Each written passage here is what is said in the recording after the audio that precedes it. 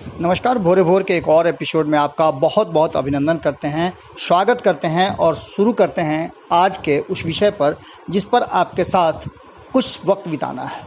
जैसा कि आप सभी जानते हैं कि बिहार की राजनीति में लालू प्रसाद की एंट्री ने उथल पुथल मचा दिया है, लेकिन लालू प्रसाद की एंट्री और उनके जो छोटे बयान थे उसने बिहार की राजनीति और पुराने राजनीतिज्ञों को जो लालू प्रसाद के साथ अपनी राजनीति करते थे उन्हें कई सबक और कई रास्ता दिखा दिया है।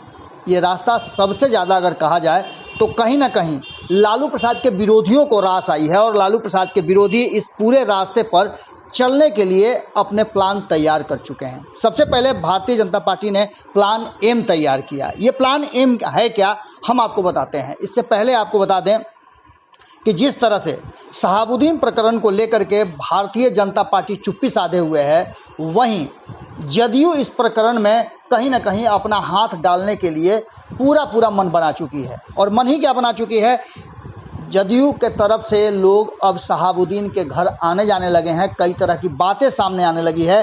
कहा यह जा रहा है कि शहाबुद्दीन के पुत्र ओसामा को एमएलसी बनाने की बात चल रही है। इसके पीछे भी कई तरह के तर्क और बातें कही जा रही हैं। कहा तो ये भी जा रहा है कि क्या रघुवंश प्रसाद के साथ नीतीश कुमार ने न्याय किया, उनके पुत्र को चुनाव से ठीक पहले अपनी पार्टी में शामिल करा करके अब तक क्या दिया, बदनामी के सिवाय कुछ नहीं मिला, न माया मिली न राम।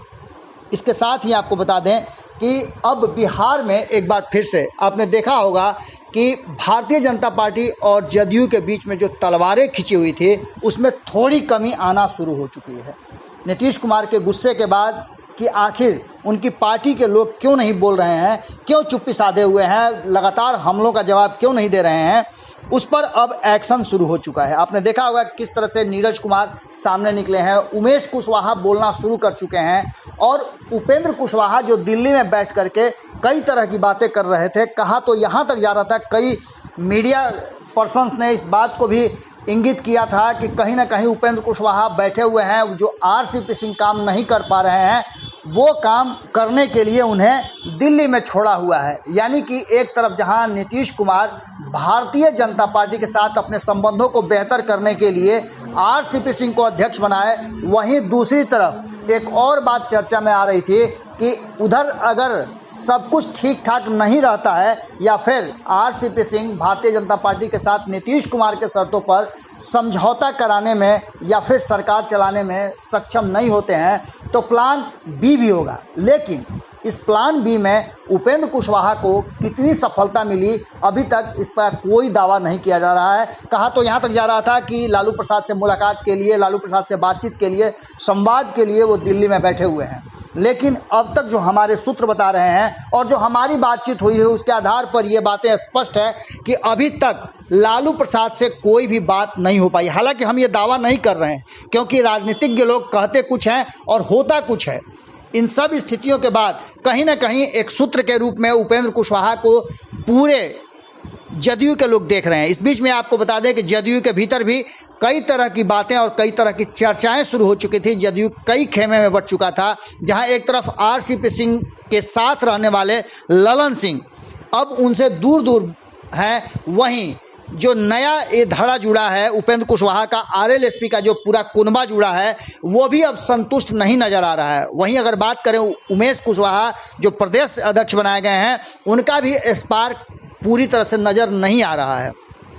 इन सब बातों के बीच में कई वरिष्ठ नेता हैं जो चुप्पी साधे हुए हैं और इस कोरोना काल में नीतीश कुमार की झल्लाहट साफ नजर आ रही थी कि जिस तरह से लालू प्रसाद ने राजनीतिक चर्चाओं को बंद करके सीधे कोरोना पर वार किया और कोरोना में बिहार सरकार की विफलता और केंद्र सरकार की नाकामियों को उजागर किया। यहाँ तक कि लालू प्रसाद ने पोलियो अभियान को लेकर के भी प्रधानमंत्री को इशारा किया और उनसे आग्रह किया कि हमने किस तरह से पोलियो में हर घर तक, हर लोगों तक वैक्सीन पहुंचाया, वैसे ही केंद्र सरकार को कोरोना में भी इस तरह की बातें करनी चाहिए। इन सब बातों के बीच में आपको बता दें कि जिस तरह की चीज़ें सामने आ रही हैं उसमें अब भारतीय जनता पार्टी भी जो वेट एंड वॉच कर रही थी कि लालू प्रसाद क्या एक्शन करेंगे, नीतीश कुमार का क्या मंसूबा रहेगा, दोनों के बीच में क्या साठगांठ हो रही है या भीतर खाने में दोनों चर्चा कर रहे हैं, अब वो सारी बातें खुल करके सामने आ गई हैं। क्योंकि एक तरफ जहां नीतीश कुमार चुनाव की तरफ अपने आप को,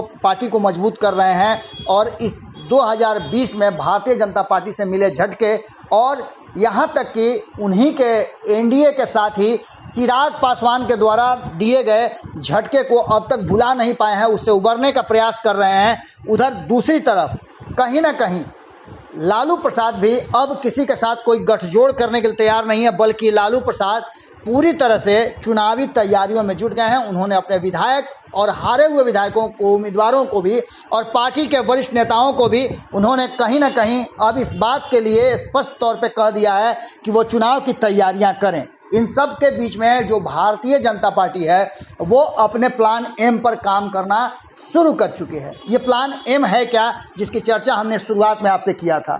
आपको बता दें कि भारतीय जनता पार्टी के कई कद्दावर नेता हैं जिनकी चर्चा भारतीय जनता पार्टी अक्सर किया करती है। भारतीय जनता पार्टी के लोग लालू प्रसाद और जो भी विरोध में रहता है उस पर जमकर हमले करते हैं। लेकिन पिछले कुछ समय से, जब से 2020 का चुनाव हुआ है और नीतीश कुमार के तरफ से भारतीय जनता पार्टी पर और नीतीश कुमार की पार्टी जदयू के बीच में तल्खियां बढ़ी हैं, तब से हमलों का दौर कुछ कम हुआ है। इसके साथ ही भारतीय जनता पार्टी के उस एक्शन प्लान से प्लान एम को लेकर के भी नाराजगी थी। प्लान एम क्या था? तो प्लान एम का मतलब मोदी है। बिहार में सुशील मोदी प्लान एम का हिस्सा हैं। सुशील मोदी को चाहने वाले और सुशील मोदी के साथ सत्ता का सुख भोगने वाले कई ऐसे नेता हैं जो अपने पार्टी के शीर्ष नेतृत्व और वर्तमान में जो राज्य के नेतृत्व हैं उनसे नाराज चल रहे हैं। इसमें कई नेताओं को आपने देखा होगा कि चुप्पी साध लिया है। भारतीय जनता पार्टी पर हो रहे हमले को भी का भी जवाब वो नहीं दे पा रहे हैं। आपने देखा होगा कि कई नेताओं पर तो लापता होने का भी पोस्टर चिपक गया है उनके क्षेत्र में। उसमें कई ऐसे नेता हैं, गिरिराज सिंह भी उस हिसाब से नहीं बोल रहे हैं, बिहार सरकार पर नहीं बोल रहे हैं, बिहार में हो रही गतिविधियों पर नहीं बोल रहे हैं। वहीं अगर अश्विनी चौबे की बात करें तो उनके क्षेत्र में आप देख रहे हैं कि किस तरह की खबरें आ रही हैं। नदियों में, तालाबों में, गंगा नदी में लाशें नज़र आ रही हैं। अस्पताल की स्थिति ठीक नहीं है, जिसकी खबरें रोज़ आ रही हैं।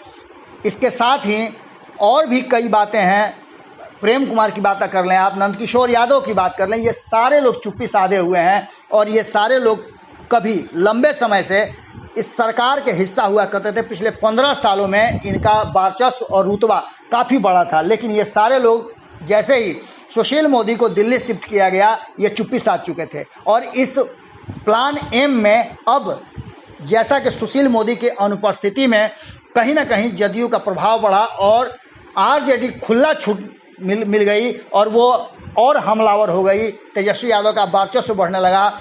इस सब के बीच में एक बार फिर से केंद्रीय नेतृत्व पर दबाव दिया गया और इस दबाव का नतीजा ये हुआ कि लालू प्रसाद के वर्चुअल रैली के बाद जो प्लान नज़र आया कि कहीं ना कहीं नीतीश कुमार और भारतीय जनता पार्टी के बीच अपना प्रभाव और वर्चस्व दोनों हाथ से इस कोरोना काल के संकट में सेवा करके लूटने का जो एक प्लान है वो लालू प्रसाद ने दे दिया है। अब इन सब बातों को लेकर के प्लान एम जो है वो कारगर होने लगा है बीजेपी का। आपने देखा होगा कि पिछले 2-3 दिनों में कितना एक्शन में आए हैं सुशील मोदी।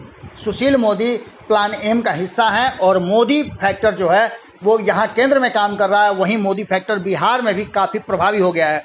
भले ही सुशील मोदी के लिए जितनी भी बातें कही जाए, उनके विरुद्ध में जो भी प्रचार किया जाए, लेकिन बिहार में सरकार को बनाए रखने और खोई हुई सरकार को पुनः वापस करने का मादा अगर किसी में है तो वो है सुशील मोदी। सुशील मोदी के सामने किसी को भी बोलने का और खड़ा होने का रुतबा अभी तक नहीं आया है। एकमात्र सुशील मोदी हैं। भले ही भारतीय जनता पार्टी अपने आप को इस दुनिया की सबसे बड़ी पार्टी कहती हो, लेकिन बिहार में जब भी आती है तो मोर के पैर की तरह उन्हें आ करके देखना पड़ता है और नीतीश कुमार के नीचे ही उनको काम करने का मौका मिला है। इन सारी परिस्थितियों के बाद जिस तरह से सुशील मोदी ने एक बार फिर से एक्शन ले लिया है और कहा यह जा रहा है कि सुशील मोदी ही अब बिहार में नीतीश कुमार के साथ संबंधों को बेहतर कर सकते हैं। राजीव प्रताप रूढ़ी वाला मामले में भी सुशील मोदी के अलावे और किसी भी नेता ने कुछ नहीं बोला। आपने देखा होगा कि प्रवक्ताओं की गिगी बन जा रही है। मीडिया डिबेट में सभी घिर जा रहे हैं, यहाँ तक कि मीडिया डिबेट में तो उनके सहयोगी भी रूडी के इस कृत्य को लेकर के हमलावर हैं और उन्हें गलत ठहरा रहे हैं। इन सब के बीच में अब सुशील मोदी यानी एम फैक्टर की एंट्री कहीं ना कहीं बिहार में राजनीति के बदलने का एक संकेत दे रही है और इसके पीछे कहीं ना कहीं लालू प्रसाद का वो वर्चुअल रैली और कम संवाद में बहुत कुछ कहना असर कारक करता है। अब देखना होगा कि एम फैक्टर एक बार फिर सुशील मोदी को बिहार वापस लाता है और नीतीश कुमार सुशील मोदी के संबंधों को मजबूत करता है, या फिर ये एम फैक्टर लालू प्रसाद के लिए तैयार किया गया है, जो आने वाले वक्त में भारतीय जनता पार्टी के सबसे सॉफ्ट कॉर्नर है। जुड़े रहें भारत लाइव के साथ, खबरों का सिलसिला लगातार जारी है। नमस्कार। अगर ये वीडियो पसंद आई और वह बिहार के राजनीति और बिहारियत से सरोकार रखेनी तो सब्सक्राइब बटन दबा के चैनल के सब्सक्राइब कर ली। ओजे एगो घंटी बा, ओकरा बटन दबा देला से कुल सटीक और मारक खबर रुआ मुफ्त में मिल जाई। अगर रुआ पत्रकारिता के हमनी के नया प्रयोग में सहयोग कर चाहतानी तो ज्वाइन बटन दबा दी। पेटीएम नंबर नोट कर ली 9386816700। धन्यवाद।